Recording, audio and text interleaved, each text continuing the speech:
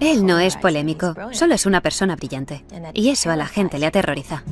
Es el epítome del sueño americano, pero también es la viva representación de la pesadilla americana. El señor Trump tiene que entender que el mundo no gira alrededor de su pene.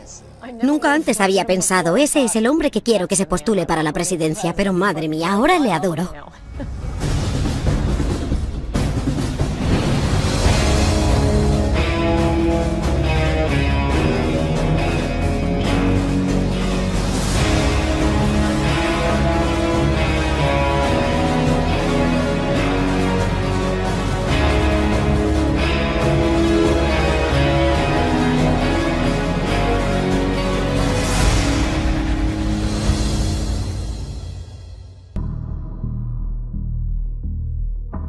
Cuando conocí a Donald Trump, estábamos en sus oficinas en el edificio Trump Tower, y lo primero que hizo fue enseñarme su despacho y me mostró todas las portadas de revistas de él mismo que tenía enmarcadas y colgadas en la pared. Debemos comprender que Donald Trump tiene una imagen muy cinemática de sí mismo. Lo que más le gusta hacer es sentarse en el sofá de su casa a ver películas y comer hamburguesas. Antes de meterse en el mercado inmobiliario, se planteó invertir en la industria cinematográfica. Me dijo que había pensado en mudarse a Hollywood para convertirse en productor de cine. Durante el tiempo que estuve con él no dejaba de hablar sobre películas o actores que le fascinaban. Un día me dijo que Clint Eastwood era la mayor estrella de cine de todos los tiempos. Y entonces me vino la imagen de Clint Eastwood apartándose el poncho por encima del hombro interpretando a El hombre sin nombre, paseando los dedos por encima de su revólver. Así es como Donald Trump se ve a sí mismo. Por eso, entrecierra los ojos. Creo que ha practicado la mirada de Clint Eastwood 1.000.000 de veces frente al espejo. Y se imagina a sí mismo llevando a cabo el rodaje de una película producida por Trump, dirigida por Trump y escrita por Trump. Se titularía La vida de Trump.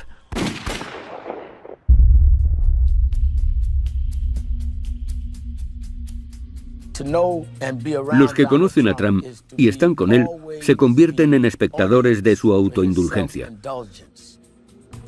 Una vez viajé en helicóptero con Don King y Donald Trump, y fue algo surrealista, porque me pasé todo el viaje callado, escuchando cómo se contaban el uno al otro lo grandiosos que eran. Y no lo digo como algo negativo, simplemente estaban promocionándose. Ni siquiera escuchaban lo que decía el otro, hablaban sin parar. Cuando llegamos a Atlantic City, dijo, sobrevolad el paseo marítimo, quiero que el reverendo Al vea mi imperio. Y entonces me dijo, soy el dueño de ese hotel y de ese otro. Y me enseñó una zona donde pensaba construir el Trump Taj Mahal. Junto al paseo había una zona subdesarrollada, mayoritariamente ocupada por afroamericanos, y le pregunté, ¿y qué impacto tendrá eso en sus vidas? No respondió a la pregunta, lo único que hacía era fanfarronear y hablar. Recuerdo cuando empezó a ser muy conocido dentro del movimiento Bither. Él insistía en que Barack Obama había nacido en Kenia, con lo cual no estaba cualificado para ser presidente, porque según la Constitución, para serlo debe ser ciudadano estadounidense y haber nacido en el país. Donald Trump decía, no solo es extranjero, sino que es africano, no tiene derecho. Al final tuvimos una reunión con él en su despacho. Me dijo, no soy racista, simplemente tengo dudas sobre el presidente. Le pregunté, ¿qué dudas? Ya han demostrado claramente que nació en Hawái. Han presentado el certificado de nacimiento.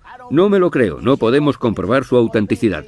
¿Comprobar su autenticidad? Le dije, señor Trump, usted está jugando con esta idea de que es diferente a nosotros y de que es africano. No ha hecho otra cosa más que divulgar acusaciones infundadas y gratuitas contra el presidente. Pero al final te das cuenta, así es Trump. Y siempre que te encuentres con él vas a recibir el mismo mensaje contradictorio. Por un lado, para algunos de sus simpatizantes, es el epítome del sueño americano. Pero también es la personificación de la pesadilla americana, porque es un tío que tiene todo el dinero del mundo, que puede hacer todo lo que quiera, pero no deja de atacar a los demás y es un resentido. Es como Archie Bunker de la serie All in the Family, pero con miles de millones de dólares. 1, 2, 3.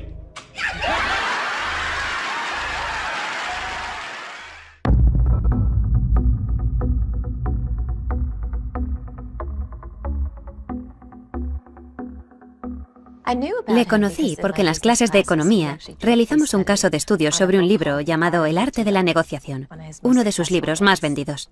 Y me dejó fascinada, porque estaba lleno de códigos de tiempo. Era como repasar un día cualquiera en la vida de Donald Trump. Llamar a esta persona, llamar a esta otra, llamar a mi abogado. Se veía el funcionamiento interno de esta gran mente. Hablaba de cómo destruir a la competencia. Era tan provocativo. Él lo ve todo como una partida de ajedrez. Y yo soy una ávida jugadora de ajedrez. Mientras leía el libro no dejaba de pensar. Para él, todo es como una gran partida de ajedrez. Cuando oí hablar de The Apprentice, lo anunciaban como una entrevista de trabajo. Si tienes lo que hay que tener, si quieres vivir como yo, manda tu currículum para ser mi becaria. Y nos lanzamos de cabeza. ¿Quién no quiere ser multimillonario? ¿Quién no quiere vivir en el Trump Tower y tener un ejército de mayordomos a su disposición? Donald Trump es la mente más brillante del mundo en cuanto a marketing y técnicas de venta. No tiene rival. Ya era muy famoso, pero se ha acabado convirtiendo en una superestrella, como una estrella del rock.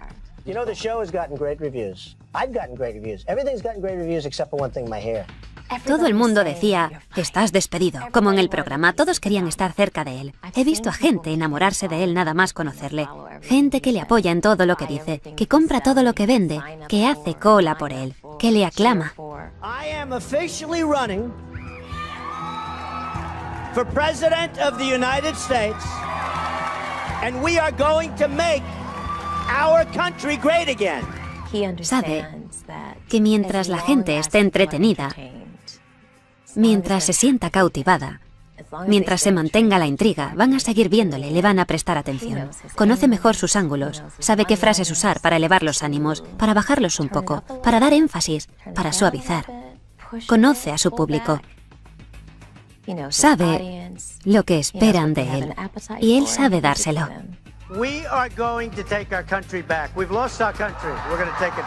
Se ha convertido en un icono cultural.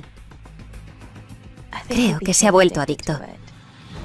Cada vez quiere ser más famoso, porque nunca es suficiente. Wow. Get those teleprompters out of here. We're going to have some fun, right?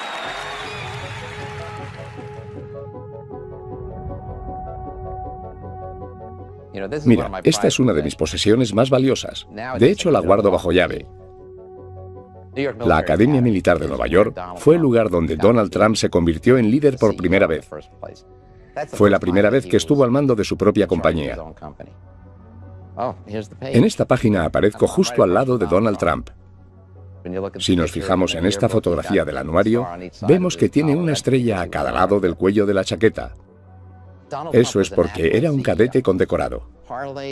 Donald Trump es un líder nato. Aprovechaba su sonrisa y encanto natural para llevarse bien con todo el mundo y parecía que caía muy bien a todos. Con 17 años ya tenía a 40 cadetes bajo su mando. Era mi capitán, así que le conocí bastante bien. Donald era un chico algo rebelde y necesitaba aprender a canalizar esa rebeldía. Siempre me pareció un hombre con un objetivo muy claro, incluso por aquel entonces. Conseguía que todos cooperáramos para hacer lo que él quería. El sistema de valores que seguíamos era nunca mentir, engañar o robar a otros cadetes. Punto. No es que fuese una regla, era un código de honor que llevábamos dentro. Uno de los cadetes robó a otro. Le robó un mechero de gasolina. Se lo dije a Donald Trump y él dejó bien claro a todos que no quería que nadie hiciese nada.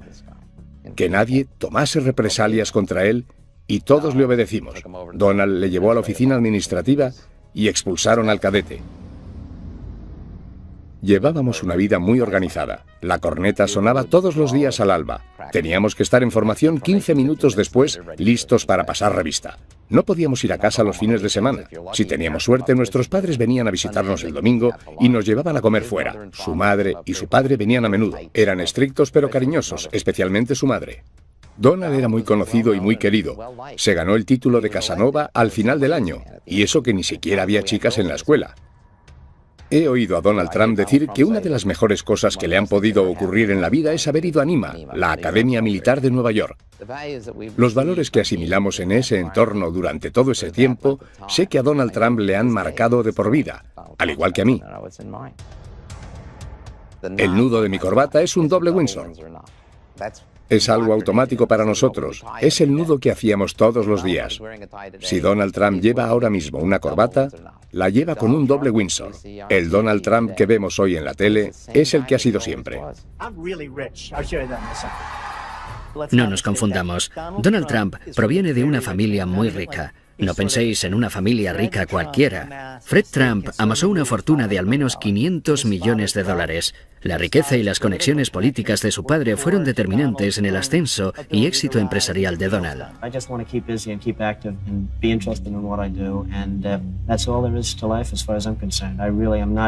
Looking to make tremendous amounts of money. I'm looking to enjoy my life, and if that happens to go with it, that's fabulous.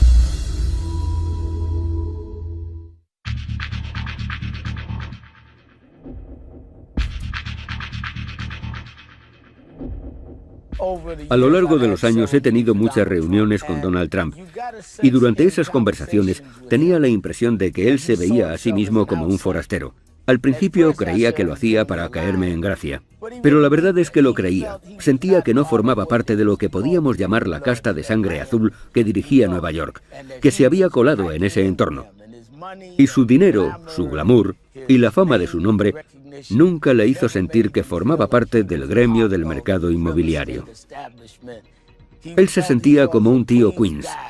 Y no solo parecía querer colarse en ese mundo, sino también ridiculizarlo. Quería rebautizar todos los edificios con el nombre de Trump.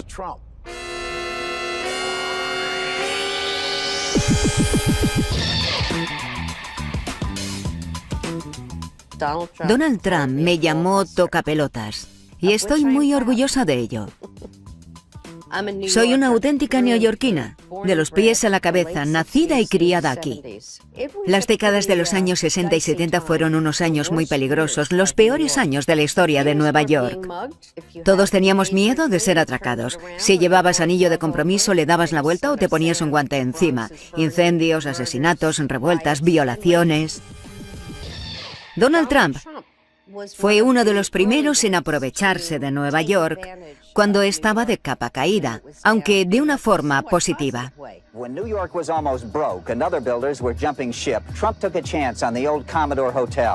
Él entendió que Nueva York tenía problemas o que la cosa estaba a punto de cambiar y se lanzó de cabeza para aprovechar la oportunidad y hacer negocios. Entonces vino al West Side y se encontró con su propio Waterloo. Trump's flashiest project is still on the drawing board. He and architect Helmut Jahn want to build a giant complex of offices, apartments, and shops on a 13-block site along the Hudson River. Quería construir un muro de 20 metros a lo largo de West Side, en el cual debajo habría un aparcamiento de 9.000 plazas, un centro comercial de 185.000 metros cuadrados, sobre el cual se erigía un edificio de 150 pisos, el edificio más alto del mundo, flanqueado por otros 6 edificios que también estarían entre los más altos del mundo. Habría diezmado por completo toda la economía en varios kilómetros a la redonda, no solo en el West Side. Trump era una figura muy influyente en esa época. Pidió al ayuntamiento que hiciese modificaciones en las leyes medioambientales y consiguió ponerlas en marcha. La idea de luchar contra Trump nació en la mesa de mi comedor, que es donde normalmente germinan las luchas populares. Organizábamos protestas, recogidas de firmas. Nos apoyaba Tony Randall, Paul Newman, Bill Moyers, Lauren Bacall. En un momento dado teníamos 7.000 miembros. No nos sentíamos intimidados por él ni anulados por su arrogancia. Teníamos una misión. Sabíamos lo que estábamos haciendo. Demandamos al ayuntamiento.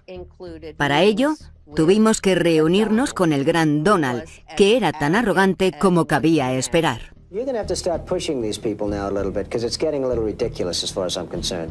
Trump aceptó nuestro diseño alternativo, que es lo que finalmente se construyó.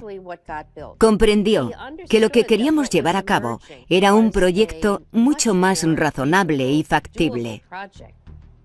Me encanta recordar ese momento. En un momento dado, reculó y dijo: «Creo que habéis mejorado este proyecto». Le miré y le dije: «Donald, quiero que algún día lo reconozcas públicamente».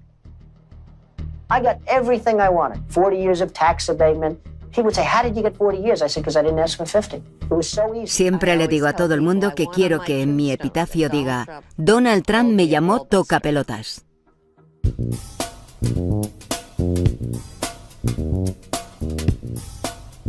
A los 21 me aceptaron en la Facultad de Medicina Cornell.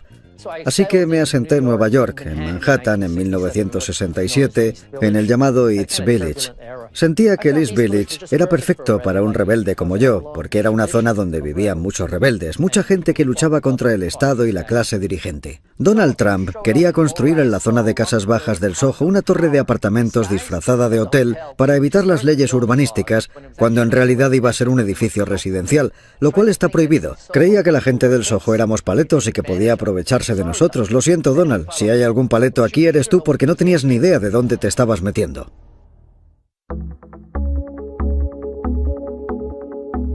Nadie le impone nada a los vecinos de mi barrio. Nosotros somos los que decidimos qué queremos. Nadie puede decir qué es mejor para nosotros. Inmediatamente pusimos una demanda contra la construcción. Sabíamos que iba a ser un edificio residencial, no un hotel. ¿Quién compra apartamentos a $20.000 el metro cuadrado cuando hay una demanda interpuesta? Nadie, y así fue. Después de un tiempo no había vendido ni uno. De hecho, se inició la ejecución hipotecaria y se subastaron. Así que nos salimos con la nuestra. Queríamos un hotel y eso fue lo que conseguimos. Donald Trump no consiguió lo que quería, se quedó sin su edificio residencial. Solo consiguió quedarse en bancarrota. Trump, haz lo correcto. Sigue las leyes, no eres mejor que nadie.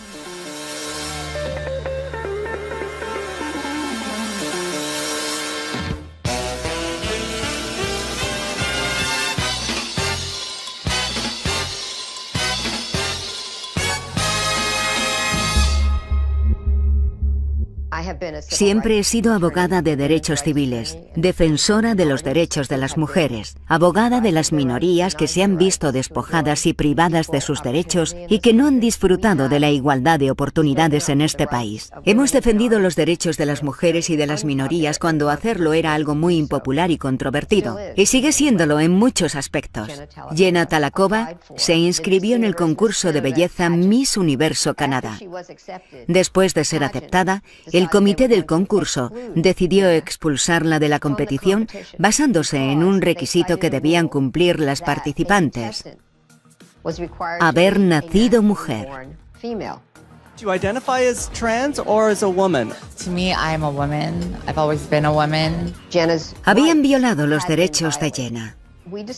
Decidimos dar una rueda de prensa para dirigirnos a Donald Trump, que era el dueño del concurso, para poner fin de una vez por todas a esta discriminación tan flagrante. Have you met Donald Trump?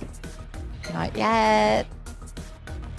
Jenna tenía pasaporte canadiense, su carnet de conducir y su certificado de nacimiento donde se indicaba que era una mujer. Y eso debería ser más que suficiente para el señor Trump. Ella no le ha pedido al señor Trump fotos de su nacimiento para ver su anatomía y para que demuestre que era un hombre.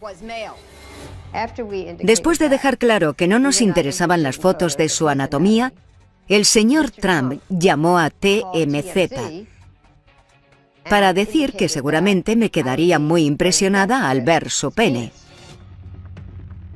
Yo le respondí: no tengo una lupa suficientemente grande para ver algo tan pequeño. El señor Trump tiene que comprender que el mundo no gira alrededor de su pene ni del de nadie. Si alguna vez el mundo ha sido así, ya no lo es. A mí me pareció muy interesante porque me estaba insultando y atacándome directamente a mí. Esas cosas no me molestan porque el mensaje que yo entiendo es que he ganado la batalla y que tengo razón. Al final cedió. Creo que el señor Trump reconoció que en el fondo se trataba de un problema de derechos civiles. Pero al mismo tiempo, había creado una cortina de humo para no admitirlo. Gloria got involved 2 days afterwards. The decision was already made, so she's obviously just in this for publicity. Had I known she was involved, maybe I wouldn't have made that decision because she's easy to beat. Pero lo irónico de todo esto es que un año o dos después fuimos al canal Fox News y de pronto entró el señor Trump en la sala de espera donde estábamos sentados. Pensé, oh no, no me ha dado tiempo para preparar a mi cliente. ¿Qué va a decirle? ¿Qué va a hacer? Y se acercó, le presenté a mi cliente y él le dijo, tiene usted a la mejor abogada que podría encontrar. No cesa hasta conseguir su objetivo, así que nunca la despida porque no va a encontrar a nadie mejor. Y me sonrió, me estrechó la mano y se fue. Pero por otro lado, su discurso cuando estaba ante las cámaras era muy diferente. A lo mejor el verdadero Donald Trump es una mezcla de esas dos personalidades.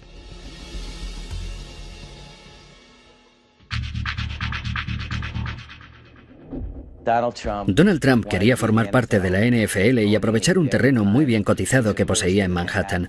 Donald pensó, a la NFL le vendría bien tener otro equipo en Nueva York, especialmente si jugase en Manhattan. La NFL no invitaba a Donald a entrar. La dirección de la NFL resistía sus esfuerzos de entrar en ese exclusivo club. En 1983 estaba a punto de inaugurarse una nueva liga de fútbol americano, la United States Football League.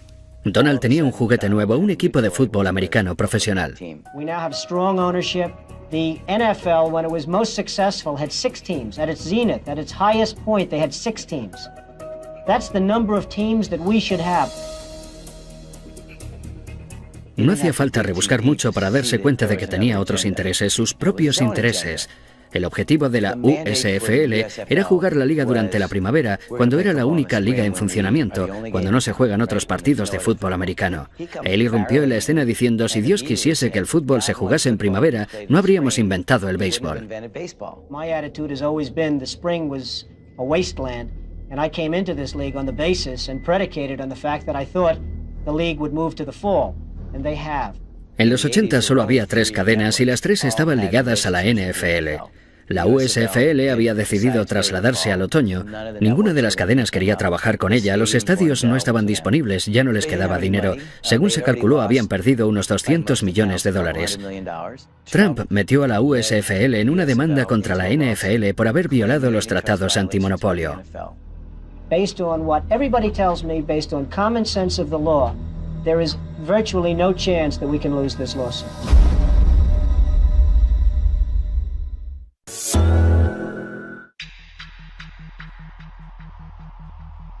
Sin duda la USFL ganó la batalla, pero perdió la guerra. El juez determinó que la NFL había violado las leyes antimonopolio, pero debido a la forma en la que se llevó el caso, consiguieron quedar como los pobres indefensos que tenían que luchar contra un gigante vestido con trajes de $5.000. Donald Trump quedó retratado como un abusón que quería quedarse con todo el pastel.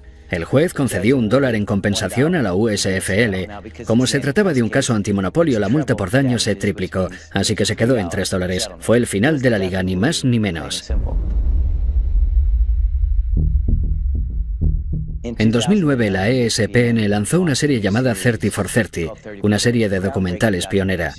Los ejecutivos de la ESPN me pidieron que dirigiera un episodio y les contesté, bueno, solo me interesa si puedo hacer un episodio que se llame ¿Quién mató a la USFL? Ya sabéis a quién me refiero. Estuve detrás de Donald, pero se me resistió. Tenía un intermediario muy protector. Le mandaba cartas, emails, le llamaba constantemente, pero no obtuve ninguna respuesta.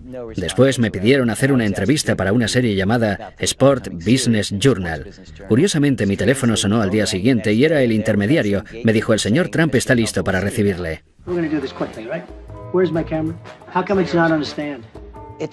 Parecía que no quería estar ahí. Todo le molestaba. Quería pasar a la siguiente pregunta y se notaba que estaba inquieto. Era como un niño pequeño cumpliendo un castigo. Conseguimos justo lo que queríamos, y él se esforzó por defenderse como pudo, pero entonces le di el golpe de gracia. Le enseñé el cheque que el juez le había concedido a la USFL. Quiero que veas esto. Eso le sacaría una sonrisa, ¿no? Pues no. Se acabó.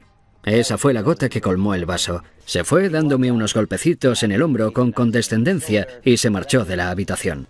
Me dijo, espero que entiendas que lo he hecho lo mejor que he podido. Le contesté, bueno, Donald, yo no soy un director de cine y voy a intentar ser todo lo objetivo y justo que me sea posible. Vamos a hacer un estreno por todo lo alto. La ESPN te va a invitar, te mandará una limusina. Espero que puedas venir.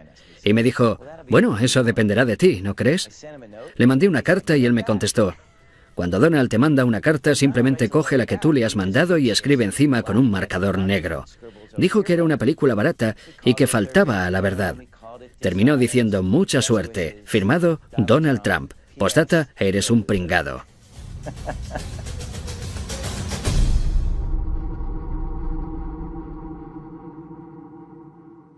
No iba a vivir en una vivienda de protección toda mi vida, y lo sabía porque mi madre nos permitía soñar, explorar y usar nuestra imaginación. A pesar de toda mi educación, la primera escuela en la que me gradué fue en la de la vida.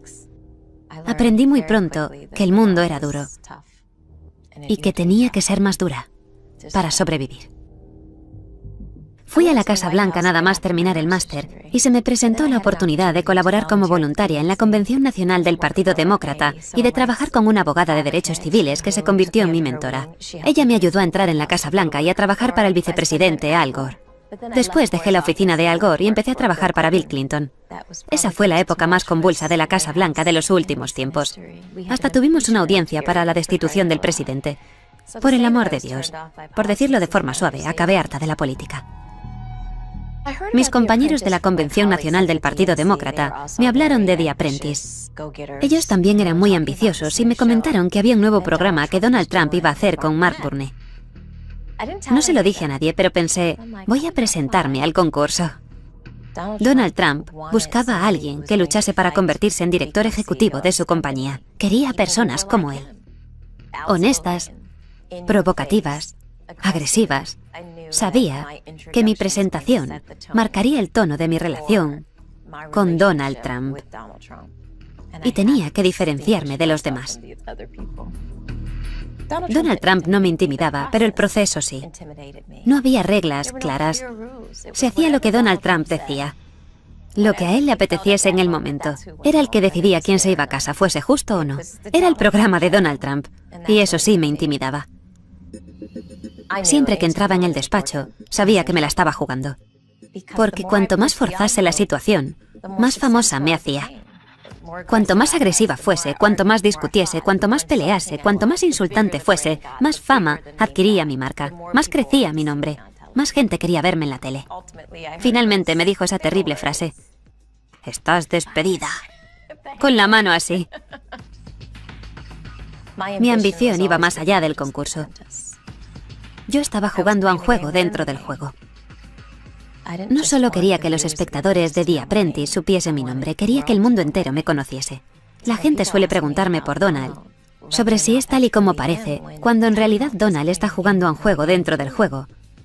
Y está ganando. Y cuando no gana, cambia de juego y la gente no sabe seguirle el ritmo. Él no es polémico, solo es una persona brillante.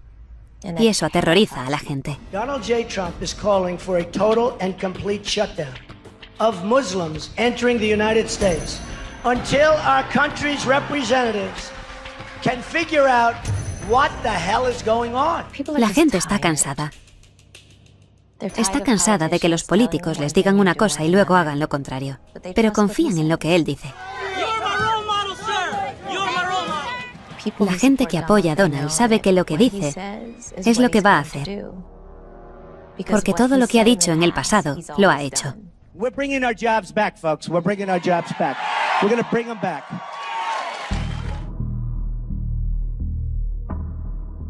Trump es la estrella de carne y hueso que estábamos esperando. Cuando veo a Donald Trump, veo muchas más cosas y a mucha gente le pasa lo mismo. Pero desde que empezó a postularse para la presidencia, le he visto desde un prisma completamente nuevo. No imaginaba que pudiese convertirse en un candidato serio hasta que dio el discurso de los violadores mexicanos. When Mexico sends its people, they're not sending their best.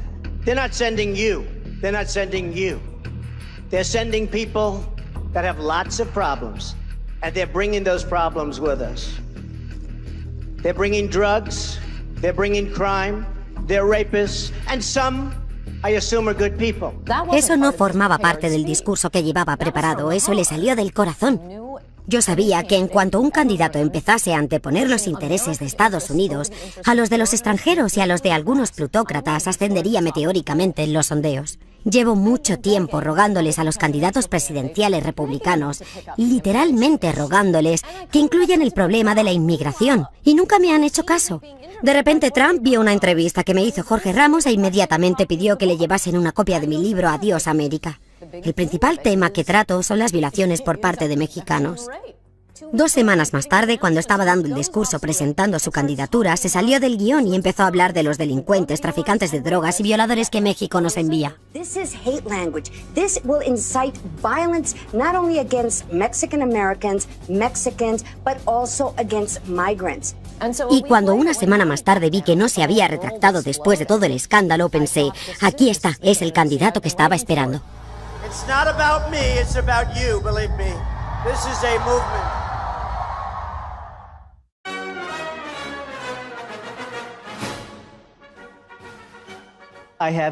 He pasado mucho tiempo con Donald Trump.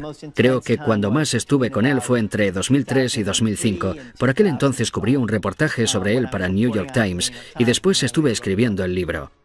Trump Nation habla de cómo el autobombo le da ventaja, a menudo a costa de mentir sobre sus logros reales, y de cómo estampar su nombre sobre todo tipo de objetos, desde vodka hasta colchones, pasando por ropa interior y rascacielos, es una señal de éxito. Este fue un momento muy interesante para mí. Tenía la oportunidad de escribir sobre una persona cuyo entramado empresarial era un auténtico desastre, pero que al mismo tiempo tenía una imagen pública gracias al programa The Apprentice, donde se mostraba como el dios del mundo empresarial. Hicimos muchos viajes cruzando el país a bordo de sus jets privados. Le encantan las patatas fritas, siempre tenía una gran bolsa cerca. Me llevó en su Ferrari rojo por Palm Beach y me pareció que no sabía conducirlo muy bien. Las marchas hacían mucho ruido cada vez que se paraba en un stop o que arrancaba. Le costaba mucho meter las marchas. Le encantaba que estuviese escribiendo un libro sobre él y creo que pensaba que lo íbamos a escribir juntos. Me sorprendió que estuviese dispuesto a cooperar, pero después me dijo que si le criticaba en el libro, iría por mí personalmente y diría que soy un pirado y que soy escoria y toda esa letanía de insultos tan trillados que le gusta usar. Dan Rather's a loser. Rosie's basically a loser. He's obviously in love with Adolf Hitler in some form. Justo antes de publicar el libro, me pidió que le enviase la portada. Poco después de recibirla, me llamó y me dijo, me encanta, parezco Superman. Me encanta. Pero igualmente me demandó. Me demandó. Me puso una demanda por $5.000 millones que creo que es la mayor demanda interpuesta por difamación en la historia de Estados Unidos. Decía que le había hecho un daño irreparable a su reputación y a su solvencia para hacer negocios. Todo se basaba en 3 páginas del libro que se centraban en el valor de su red empresarial, y en ellas hablaba de que él contaba una historia totalmente descabellada y exagerada cuando decía cuánto dinero tenía. Es falso, nunca ha sido el mayor constructor de Nueva York desde ningún punto de vista, ni teniendo en cuenta el valor de sus propiedades ni la cantidad de metros cuadrados que posee. Yo estaba dispuesto a llevar a juicio la veracidad de los hechos de mi libro. Creo que él pensaba que mi editorial se iba a echar atrás. Cuando superó el shock inicial de saber que íbamos a litigar con todas nuestras armas contra él, se dio cuenta de que, como me estaba demandando por supuestamente mentir sobre su riqueza, tendría que enseñarnos todos los recibos de sus impuestos y sus libros de cuentas, y evidentemente nunca los había hecho públicos. Durante el juicio presentamos un recuento del valor de su red empresarial elaborado por uno de sus bancos. Deutsche Bank había valorado su entramado empresarial en 2005 en unos $788 millones, y por aquel entonces se le iba diciendo que tenía una fortuna de entre $5.000 y $6.000 millones. Al final contratamos a uno de los mejores abogados de Estados Unidos. Este le preguntó a Donald cómo había estimado el valor de su red empresarial. Y la respuesta de Donald fue básicamente, bueno, depende de cómo me sienta. Depende de cómo me sienta cada día y sobre todo depende de cómo me vea a mí mismo. Le plantamos cara a Donald, le quitamos la máscara para mostrar cómo era en realidad y perdió.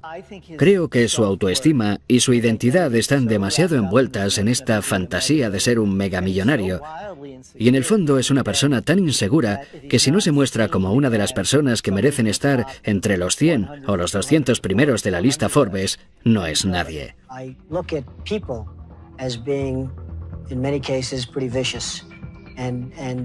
Unless you're going to have a certain way, you're going to be eaten alive.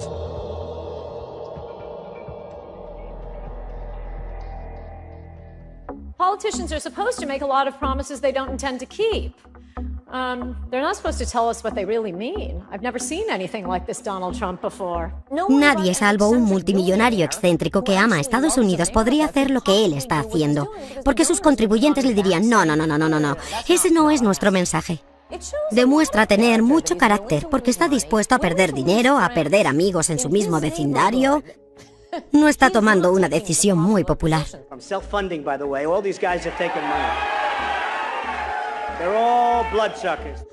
Nunca antes había pensado, ese es el hombre que quiero que se postule para la presidencia, pero madre mía, ahora le adoro. Nunca había asistido a un evento político donde la gente estuviese tan feliz, porque por fin alguien hablaba sobre inmigración, sobre comercio y sobre proteger a los americanos, y además mandaba a tomar viento fresco a los medios de comunicación y a la corrección política. Los ciudadanos llevan mucho tiempo esperando que alguien se ponga de su lado en estos asuntos. En todos sus mítines, ¿cuál es la frase que despierta más ovaciones? Voy a levantar un muro. Todo el mundo se pone en pie al oírlo. Es cuando más le aplauden. Si nota que se está alargando demasiado, que la gente empieza a aburrirse, que dice algo que no gusta, si quiere ganárselos de nuevo, empieza a hablar del muro.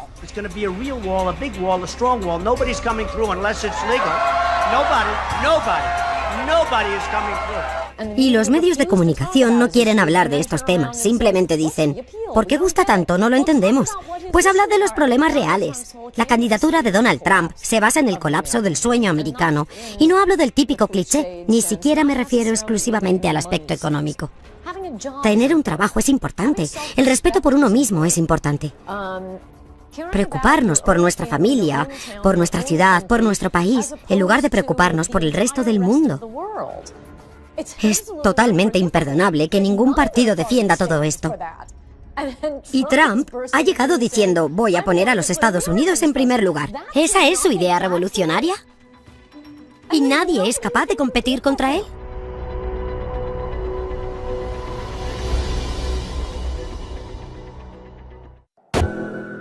We view this as war. Don't we view this as war? It's war.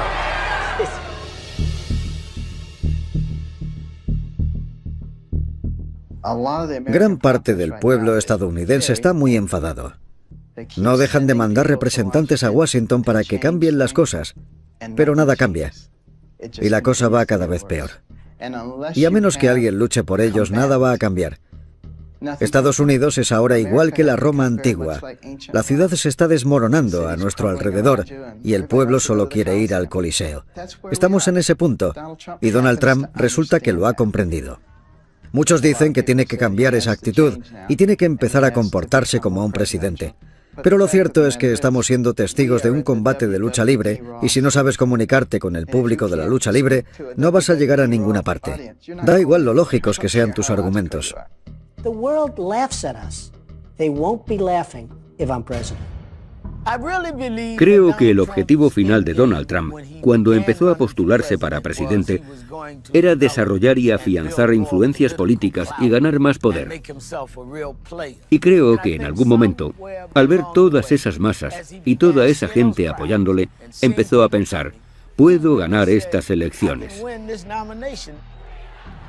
Pero en el fondo no estoy convencido de que quiera ser presidente.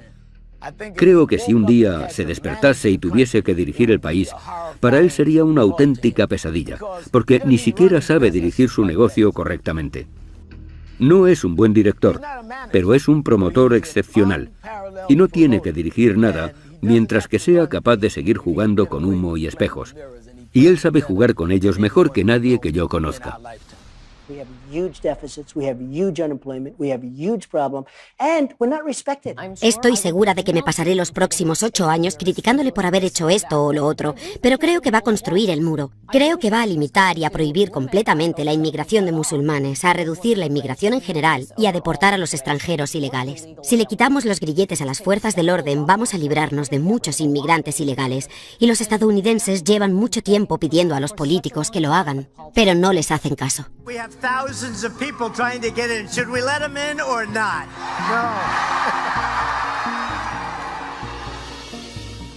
No me importa cuántas propiedades lleven su nombre. Dios le bendiga, que se haga todo lo rico que pueda. Pero las demás personas también tienen sus derechos. Cuando ataca a las minorías o a las mujeres a las que se les ha denegado sus derechos, da a entender muchas cosas sobre sí mismo. Sobre lo que está dispuesto a hacer, cómo está dispuesto a hacerlo y el tipo de persona que él cree que es.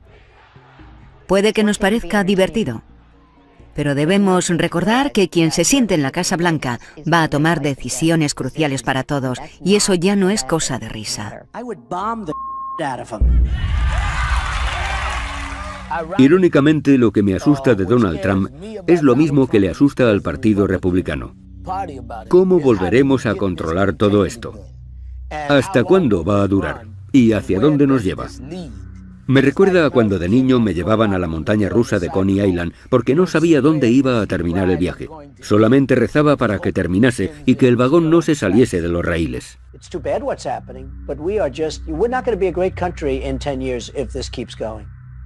La gente siempre me pregunta, si Donald ganara, ¿te irías con él a trabajar a la Casa Blanca? Y les digo, por supuesto. Creo que servir al país que amo es una oportunidad única que no puedo desaprovechar. Y además me gustan las armas y el dinero. Comercio, tesoro, defensa, exteriores, donde me necesite, señor Trump, ahí estaré. Lo peor que podéis hacer es subestimar a Donald Trump. Nunca, nunca subestiméis a Donald Trump. Creo que la Casa Blanca de Trump tendría unos 50 pisos de altura. Estaría pintada de dorado, instalaría luces intermitentes por toda la avenida Pensilvania. El Air Force One estaría incrustado de diamantes. La televisión emitiría más charlas del presidente junto a su chimenea de las que querríamos ver en toda nuestra vida. Aparte de eso, puede ser un buen presidente, pero cualquiera que piense que Donald Trump va a desaparecer está tremendamente equivocado.